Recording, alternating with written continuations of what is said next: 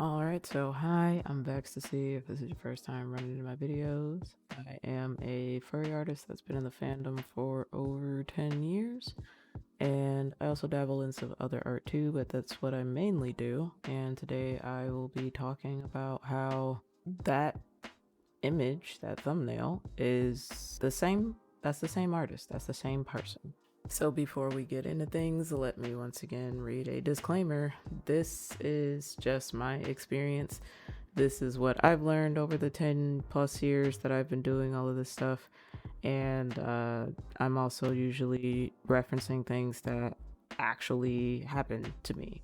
So you can't really disagree with things that I actually literally experienced. But if there's any advice that you don't want to take during this video, as usual, you quite literally don't have to take it. There are thousands of other YouTubers and thousands of other artists, and take everything with a grain of salt. And with that, let's get into things. So, first of all, here's some thoughts that I've had that you watching this video may have had. So, 1. People only want popular artist art. It's because they have a tablet. I bet if I drew XXX, 2, and any number of those things. It could also be if I had a Cintiq, if I could afford Copics. If the algorithm, if my best friend was a popufur, if I went to art school, if.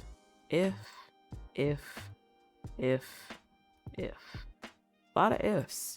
And look, I get it. I've been there on a good chunk of these.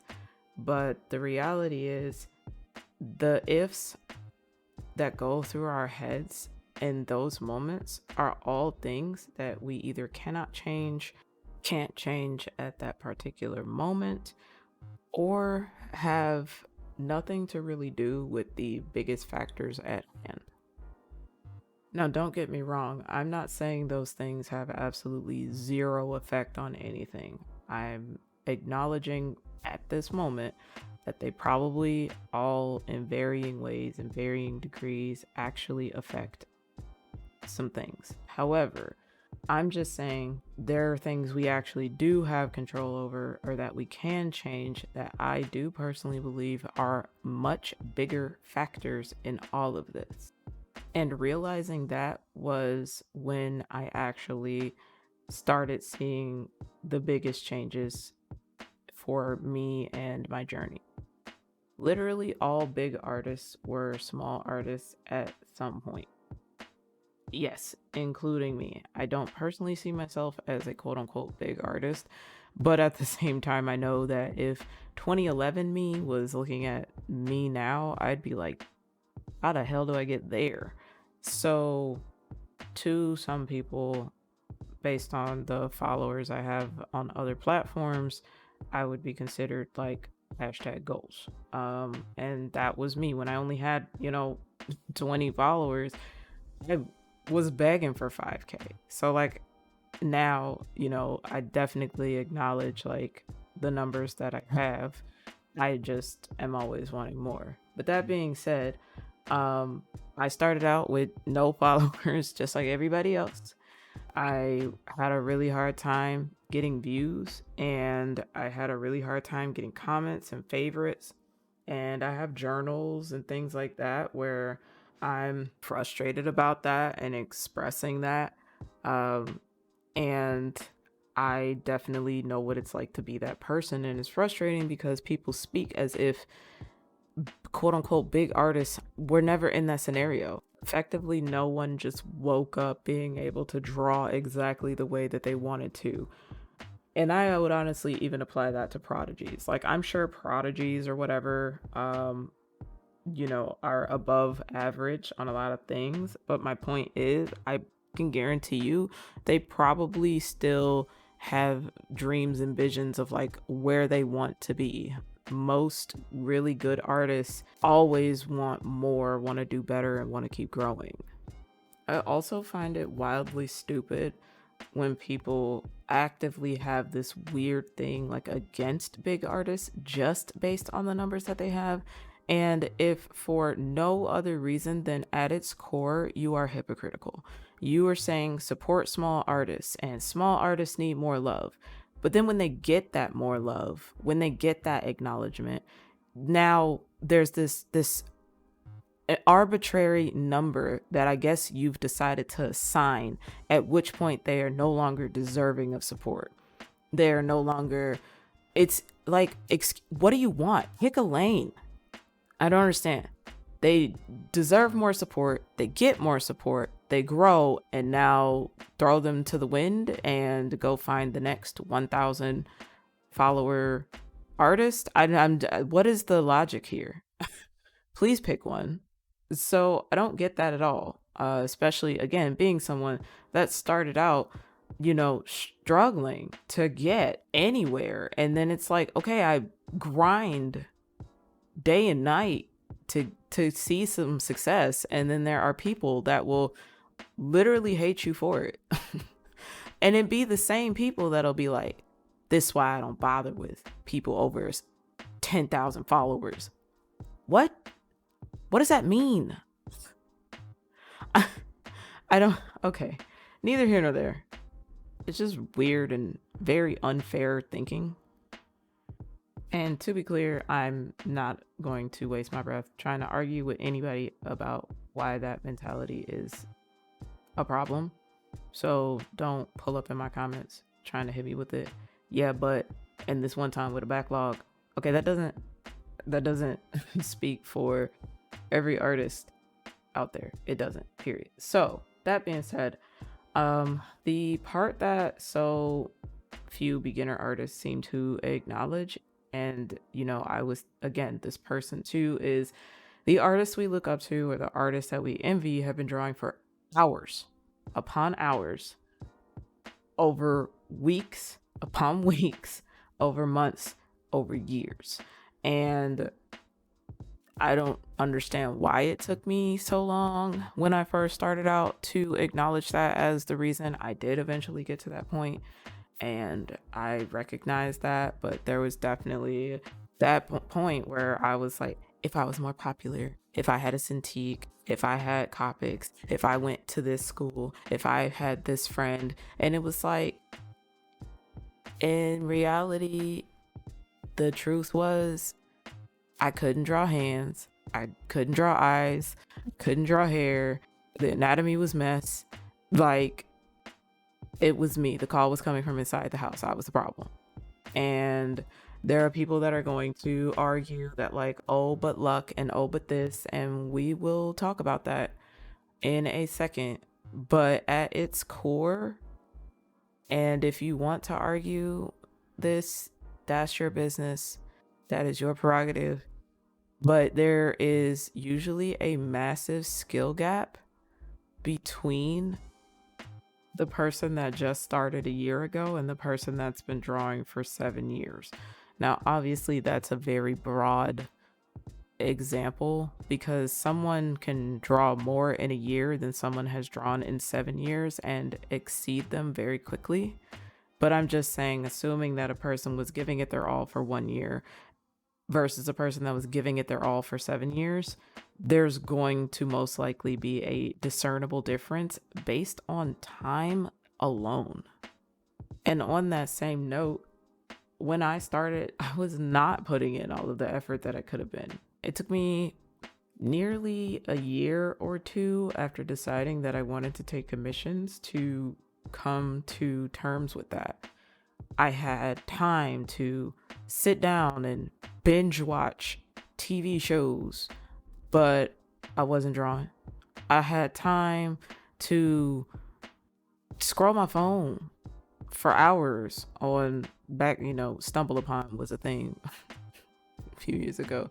But I'm sure if I had Twitter and Tumblr back when I started, I would have been, maybe it was, I don't know, I just wasn't using it. But yeah, I'm sure I would have been scrolling that instead of doing this thing that I claimed I wanted to get better at.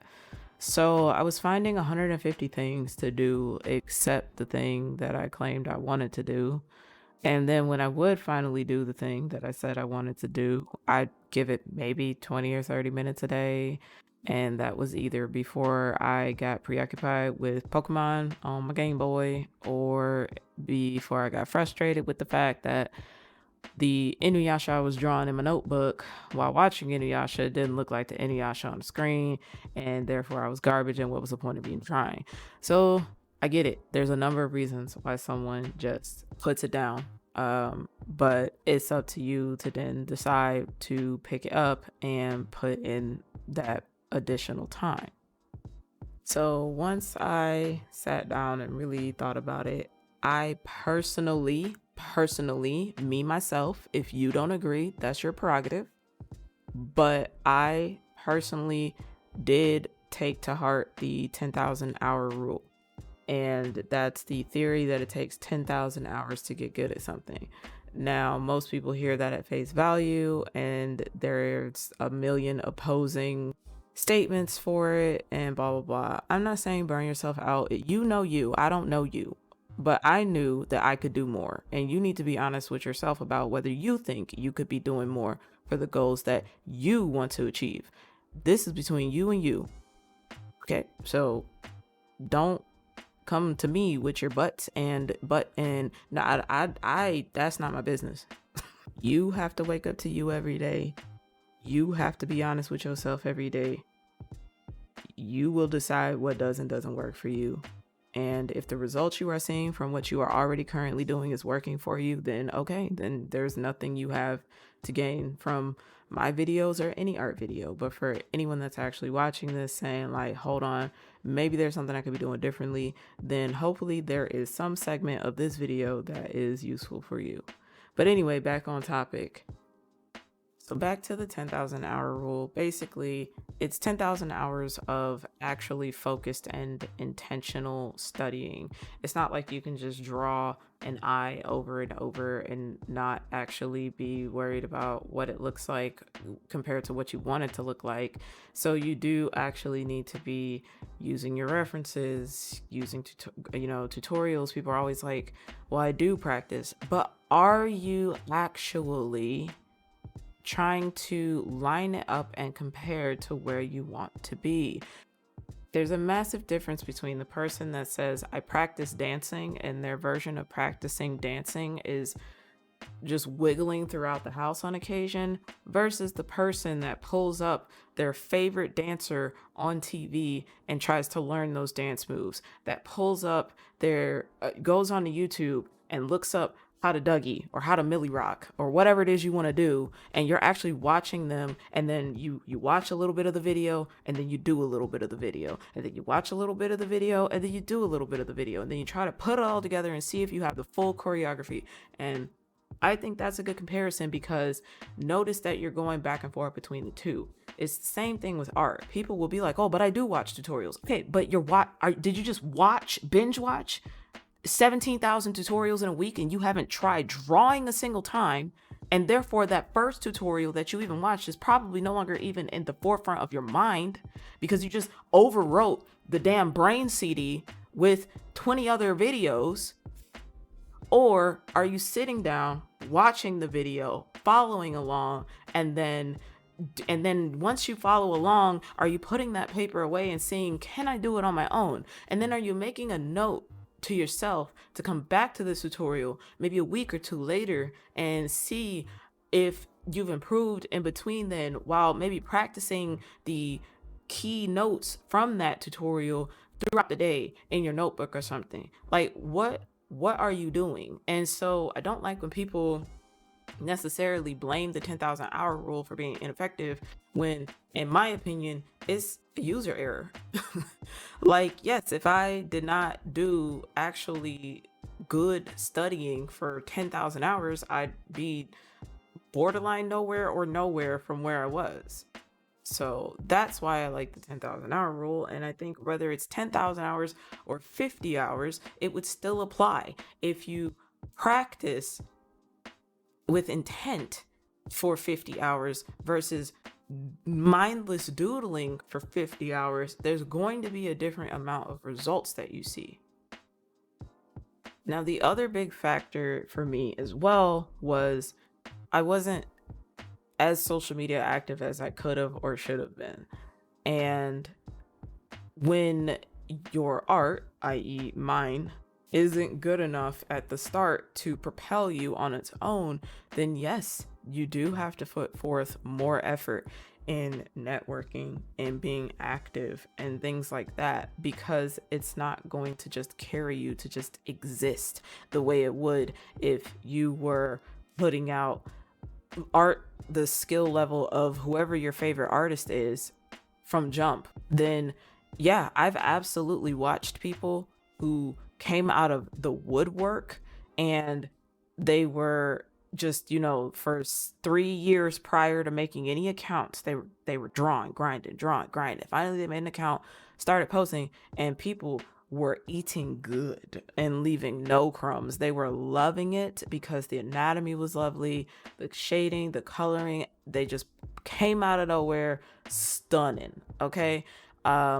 But of course, not everyone wants to wait that long to start posting their art and things like that. I didn't, for various reasons. So I was like, okay, what can I do to sort of help things along? And that's where raffles and Kiribons and pre-art streams and replying to other people's drawings and making, little internet art friends and things like that was very helpful for me.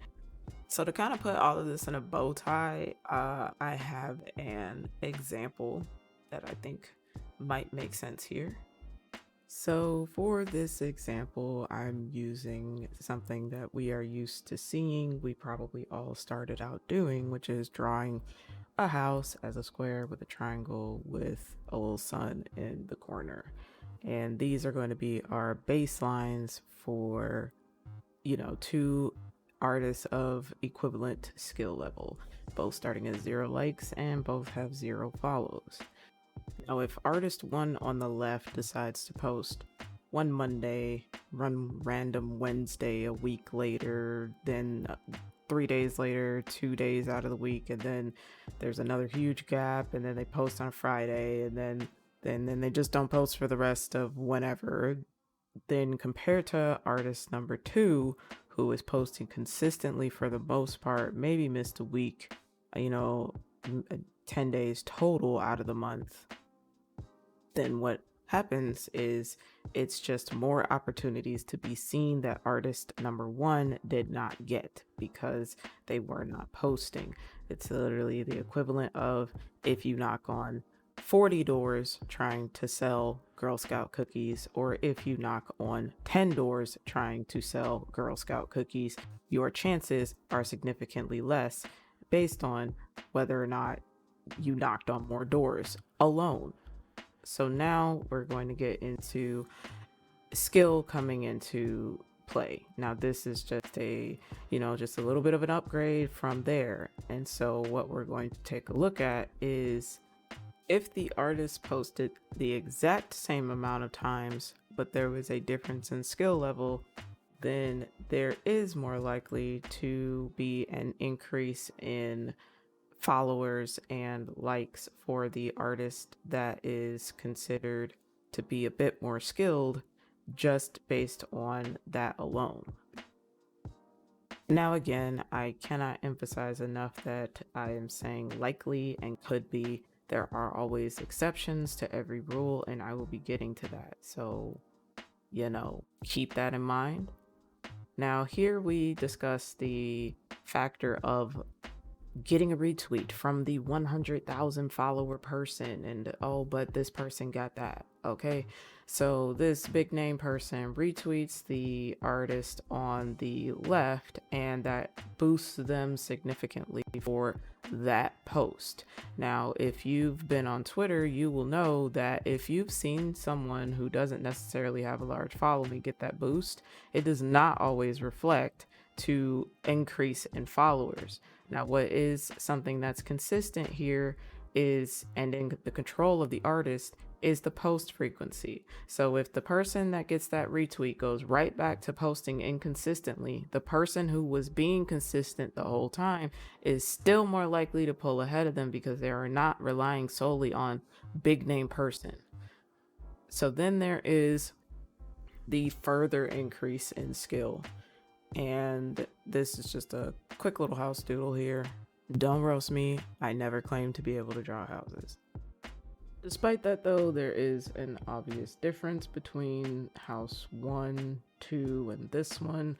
There's perspective, there's form, the tree looks like a tree ish. So there is more happening here. So now we gonna get into the luck thing here. People do bring this up a lot, and the thing is, yes, it's a factor. Fine, let's just, yes, okay?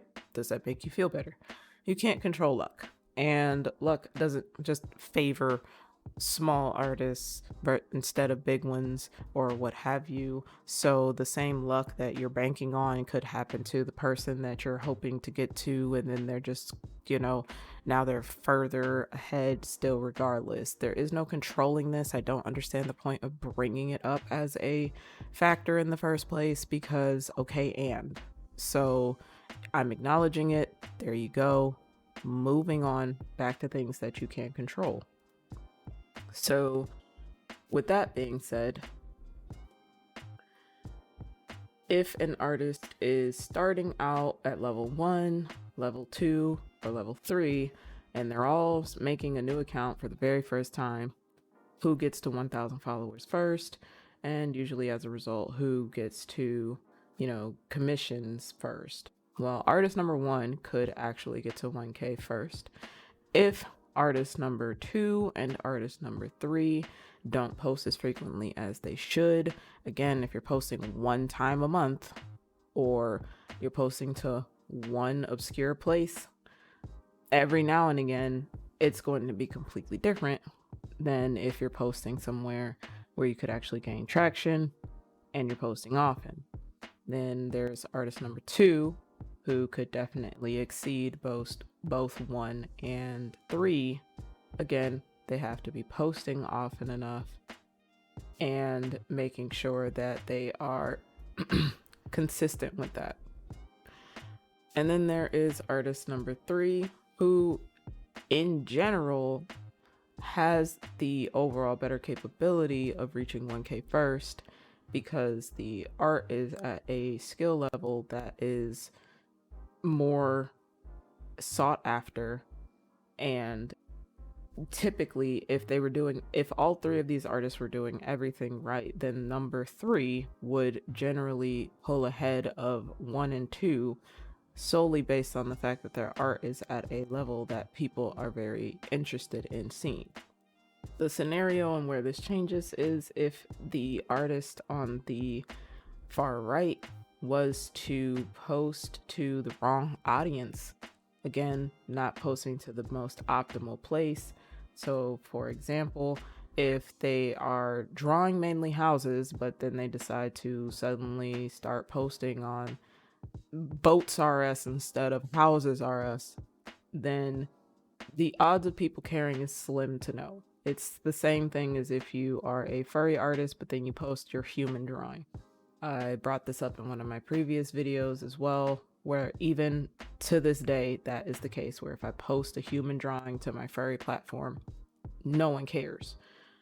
There is the exception to the rule, sort of, where if let's say you're posting to Boats R Us and you're only drawing houses. If you post more than a really great artist on Boats R Us and you are just drawing houses, again, based on the fact that you are knocking on more doors, so to speak, you could still pull ahead of someone that is actually in their lane.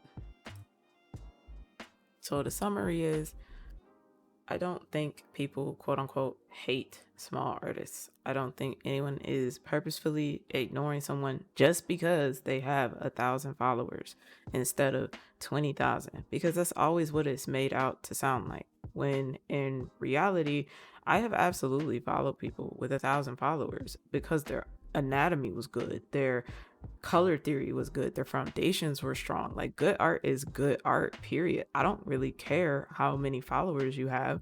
And I think that's true of the vast majority of the population.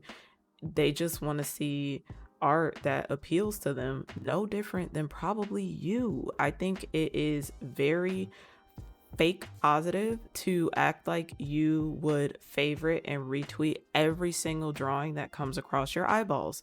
I think that is untrue. That would be like saying you will eat any and every single meal that crosses your plate after you get out of your parents' house. So I just, people have tastes, and there's a reason that the art that we see in some of the biggest medias that we see all are of a certain quality and skill level, and therefore perform to a certain degree outside of, Netflix ruining their life. So yes, there may be other factors like luck and that one big artist that retweeted that one guy that one time, and yes, someone that draws X-rated art may get a bit of a boost. But to be clear, I do have to say this every time I bring that up. I hope y'all understand how much work and effort goes into drawing X-rated work. I have dabbled and failed almost every time. That if you thought it was hard to draw one body in a space, now try pretzel origamiing 2, 3, 4 in a space on a 3,000 by 3,000 or slightly bigger or slightly smaller canvas. People be downplaying that like it don't take double the work and be the same people that'll draw the hand backwards. So I don't think that's fair. Also, I was somebody that drew hands backwards. I have to like say this every time because someone will always act like I wasn't that person, or that I'm like jabbing at something I don't know nothing about, when I very much do. So at the end of the day, I think when it comes to, how do I get more commissions? How do I get more followers? How to this? How to that? The best thing for me to do was to improve. People don't want to hear that answer. I don't know what else to tell you. Yes, I did have to actually actively post the art that I was improving at, which means I had to practice every day. Like, if you're not noticing, I'm wondering if you will soon realize if these two things go hand in hand. If you're practicing every day or every other day, then you will have consistent content to post. If you have consistent content to post, then the social media part of that will follow. So just saying. But yeah, I look at my art from 2011 and I look at my art now, and am I so grateful for the few people that gave me Gaia Gold and for Katia Digos, because trust, I was not getting money out the gate.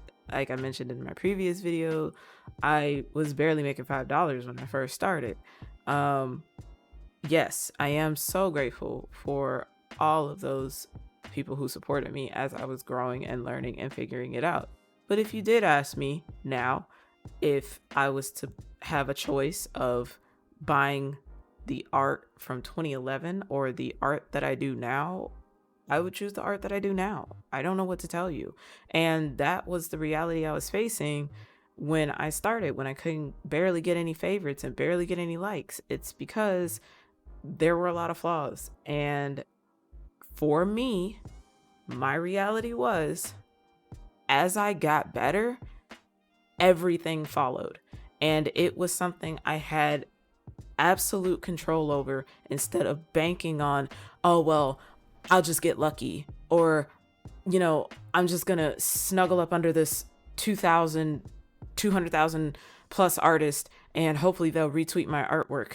Also, just wanted to say as well, banking on that is wild, because I have retweeted some art before, and with my following, and again, you can decide whether or not you think that's a big following or not, but my point is, if the art that I tweeted was relevant to my audience and pretty decent structurally and with good art foundations, generally, yes, that person did see an increase in follows from me retweeting them or increase in likes. However, if I was just retweeting something for the sake of retweeting something, and I've done that, it actually didn't perform. It would either get zero, because you can see when people are liking something that you retweeted. And I have noticed that there is a pattern where my audience has expectations similar to mine. They're not just going to like something just for the sake of liking something. So you banking on somebody else's following boosting you is something out of your control, versus you sitting down and watching tutorials and actually doing the things and getting better where you can and when you can. That's something in your control. And people love to see a good improvement arc. It's one of the biggest compliments I receive to this day, is that people are super glad that I don't delete my old art, that I do share my old art, so I can show them like it is possible. And some people will follow you just based on that, just seeing you killing it and trying your best, because you picking up a pencil and actually trying is so much more, especially these days, than the other people are willing to do, than many other people are willing to do.